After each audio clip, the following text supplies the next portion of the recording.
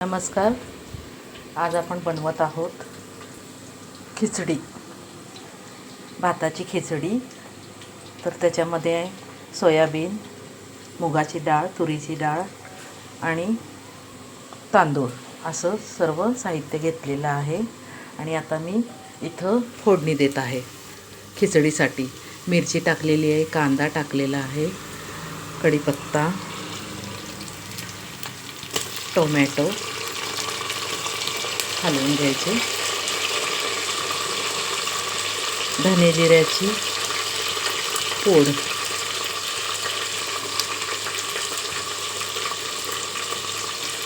हळद,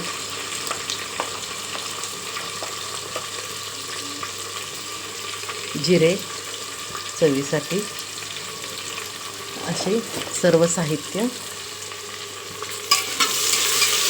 परतून घेऊया तेलामध्ये.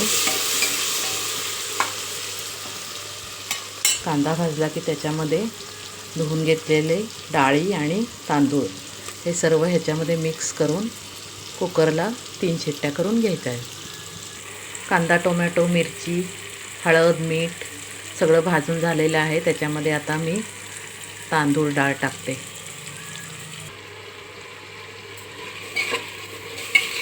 सर्व मिक्स करून घेऊया. चवीसाठी आणि आरोग्यासाठी सोयाबीन खूप छान असतं. तर सोयाबीनचे मी तुकडे पण टाकलेले आहेत असे.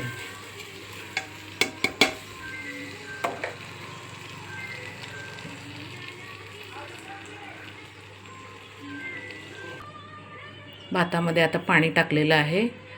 कुकरला पाण्याला उकळी आली की झाकण लावून आपण 3 शिट्ट्या काढूयात.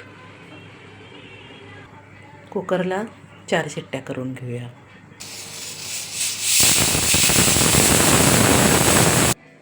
तर आपली अशी ही भाताची खिचडी झालेली आहे. मस्त. तर अशी आपली भाताची खिचडी झालेली आहे.